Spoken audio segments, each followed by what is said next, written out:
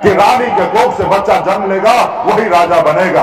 अब इस देश में गरीब मजदूर का बेटा, गरीब किसान का बेटा या मल्ला का बेटा हो, जिसके पास वोट होगा वही राज्य का मुख्यमंत्री और देश का प्रधानमंत्री बनेगा। अभी जाति जनगणना हुआ, उसमें बताया ना कि बिहार में ओबीसी एक नंबर में अगर सबसे ज्यादा संख्या वाला कोई जात है तो हमारा यादव भाई है जो 14% है। और दूसरा अगर बिहार में अगर कोई जाति है ज्यादा संख्या वाला तो कौन है? वो निषाद है, बीन बिरला, मुनिया मला है जो 10% संख्या है। लेकिन आपने अपनी शक्ति को नहीं पहचाना, अपने वोट को ताकत को नहीं समझा, जिसके कारण आज आप इतने लाचार हैं। लेकिन इसके लिए एकजुट होना पड़ेगा, इसके लिए संघर्ष करना पड़ेगा, आपस में भाईचारा बना के रखना पड़ेगा, एक दूसरे को मदद करना पड़ेगा और अपने बच्चे को पढ़ा लिखा के काबिल बनाना पड़ेगा ताकि वो पढ़े लिखे होंगे तो उसको पता होगा कि मेरा अधिकार क्या है। हमारे पूर्वज शहीद हुए, फांसी पे चढ़ गए, तब जाके देश आजाद हुआ। और आज हमारे पूर्वज शहीद हुए इसलिए क्योंकि हमारे आने वाला पीढ़ी सर उठा के जिए। लेकिन आजाद भारत में आज हम गुलाम बने हुए हैं, तो साथी उसके लिए लड़ना पड़ेगा। आजादी से पहले राजा के घर में रानी के कोख से बच्चा जन्म लेता था, वही राजा बनता था। लेकिन आजादी के बाद बाबा साहब भीमराव अंबेडकर ने हमें एक संविधान बना के दिया, हमें एक लोकतंत्र बना के दिए और उसमें बताया कि इस देश में अब राजा का बेटा राजा नहीं बनेगा, अब इस देश में राजा वही बनेगा जिसके पास वोट होगा। बाबा साहब ने कहा कि जरूरी नहीं है कि रानी के कोख से बच्चा जन्म लेगा वही राजा बनेगा।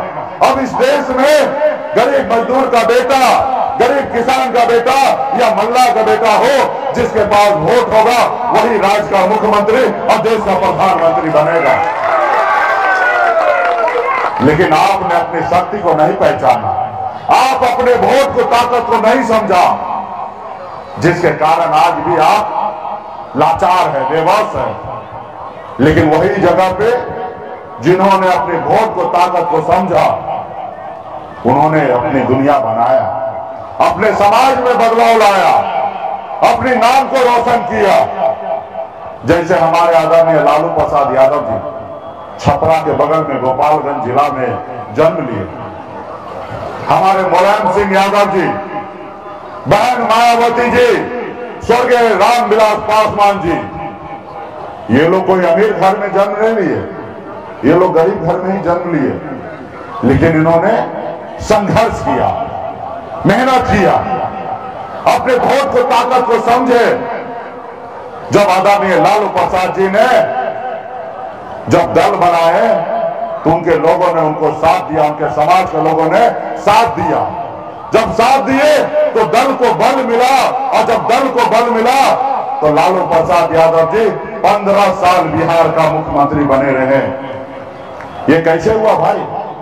ये पैसे के दम पे नहीं हुआ। कोई लालू प्रसाद यादव जी कोई अमीर घर में जन्म नहीं लिए थे, वो भी गरीब घर में ही जन्म लिए थे और पैसे के दम पर बिहार में मुख्यमंत्री नहीं बने, वो वोट के दम पर बने। साथियों, वोट के दम पे बने और वही वोट आपके पास भी है। अभी जाति जनगणना हुआ, उसमें बताया ना कि बिहार में ओबीसी एक नंबर में अगर सबसे ज्यादा संख्या वाला कोई जात है तो हमारा यादव भाई है जो 14% है। और दूसरा अगर बिहार में अगर कोई जाति है ज्यादा संख्या वाला तो कौन है? वो निषाद है, बीन बिरला, मुनिया मला है जो 10% संख्या है। लेकिन आपने अपनी शक्ति को नहीं पहचाना, अपने वोट को ताकत को नहीं समझा, जिसके कारण आज आप इतने लाचार हैं। काश अगर हमारे समाज में भी लालू प्रसाद यादव जी जैसे नेता जन्म लेते तो आज इस समाज में इतना गरीबी नहीं होता, ये समाज भी आगे बढ़ता। लेकिन हम लोग आज लाचार हैं। तो इसलिए साथियों, अपने हक अधिकार के लिए संघर्ष करना पड़ेगा, लड़ाई लड़ना पड़ेगा, तब जाके बदलाव होगा। आपके पास वही शक्ति पावर है जैसे हनुमान जी के पास था, लेकिन हनुमान जी को पता नहीं था कि हमारे पास कितना शक्ति है। जब हनुमान जी को एहसास कराया गया कि हनुमान जी प्रभु आपके पास अपरंपार शक्ति है, जब हनुमान जी को एहसास हुआ तो ही हनुमान जी 7 समुद्र पार जाके रावण को लंका जलाने का काम किया। साथियों, रावण को लंका जलाने का काम किया। आज वही शक्ति पावर यूपी, बिहार, झारखंड में बिन दुनिया मला के पास है। अगर आप एकजुट हो जाइएगा तो पटना क्या, हम दिल्ली को कब्जा कर सकते हैं। साथियों, दिल्ली को कब्जा कर सकते हैं, ये हमारी ताकत है। लेकिन इसके लिए एकजुट होना पड़ेगा, इसके लिए संघर्ष करना पड़ेगा, आपस में भाईचारा बना के रखना पड़ेगा, एक दूसरे को मदद करना पड़ेगा और अपने बच्चे को पढ़ा लिखा के काबिल बनाना पड़ेगा, ताकि वो पढ़े लिखे होंगे तो उसको पता होगा कि मेरा अधिकार क्या है। जब वो पढ़े लिखे नहीं होंगे तो उसको पता नहीं कि अधिकार क्या है। आज मुझे देखिए, मैं भी एक गरीब घर में ही जन्म लिया। पिताजी मछली मारते थे, दादाजी मछली मारते थे। जहां हजारों समस्या था वहीं पे मेरा जन्म हुआ। ऐसे घर में जन्म हुआ जहां 4 रोज अगर काम ना हो तो 5वें दिन घर पे खाना नहीं बनता। ऐसे घर में हमारा जन्म हुआ। लेकिन मैंने संघर्ष किया, लड़ाई लड़ा। 18 साल की उम्र में, जिस उम्र में बच्चे को अपने माँ बाप के साथ रहना होता है, उसी उम्र में गांव घर को, माँ बाप को छोड़कर बम्बई जैसे शहर चला गया। वहां मेहनत किया, मजदूरी किया। मात्र 300 रुपया रोज पर मजदूरी करता था, 900 रुपया महीने पे नौकरी करता था। लेकिन संघर्ष के बदौलत मैंने अपने नसीब को बदला।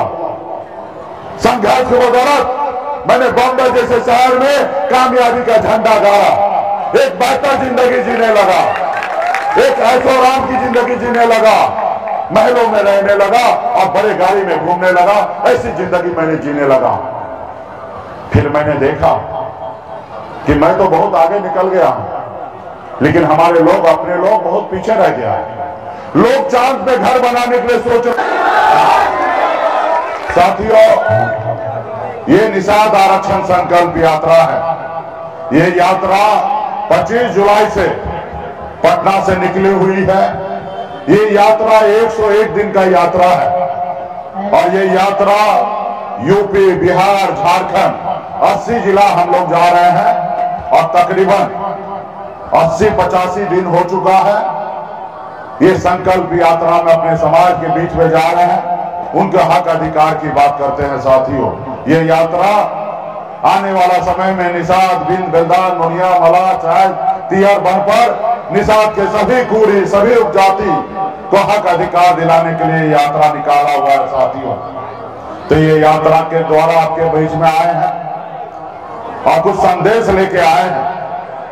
अगर इस आजाद भारत में अगर सर उठा के जीना है, मान सम्मान के साथ जीना है, आप अगर चाहते हैं कि आपके बच्चे अच्छी जिंदगी जिए, तो उसके लिए 2 काम करना पड़ेगा। अगर आप चाहते हैं कि आपके बच्चे अच्छी जिंदगी जिए, आप अच्छी जिंदगी जिए, तो इसके लिए 2 काम करना पड़ेगा।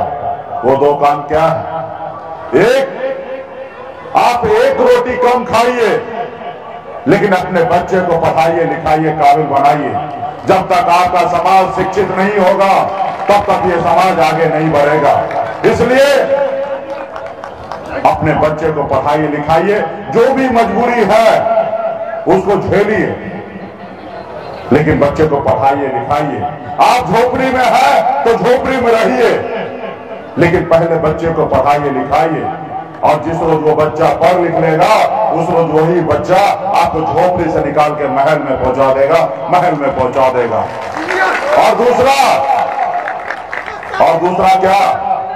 अपने अधिकार के लिए संघर्ष कीजिए, अपने हक अधिकार के लिए लड़ाई लड़िए।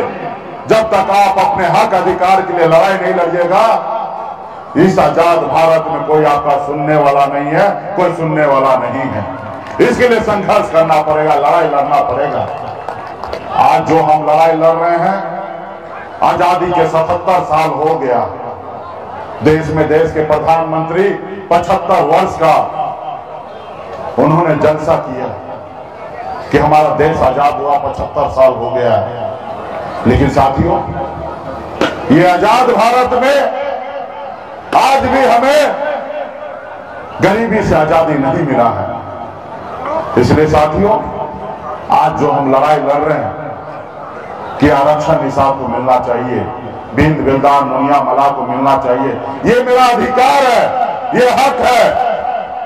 मैं किसी से भीख नहीं मांगता हूं। आज बताइए ना, ये देश एक ही है, देश के प्रधानमंत्री एक है, देश के गृह मंत्री एक है, ये देश जो है एक ही संविधान से चलता है।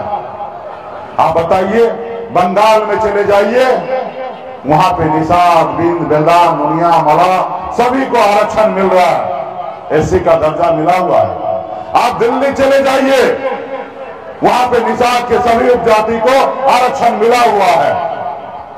लेकिन आप बिहार में आइए तो यहाँ पे आपको आरक्षण नहीं मिला, ओबीसी में रखा हुआ है। आप बताइए, आपके साथ कितना अन्याय हो रहा है। एक ही देश में एक ही लोगों के लिए अलग कानून है, जबकि बिहार, बंगाल, उड़ीसा, झारखंड पहले एक ही राज्य हुआ करता था।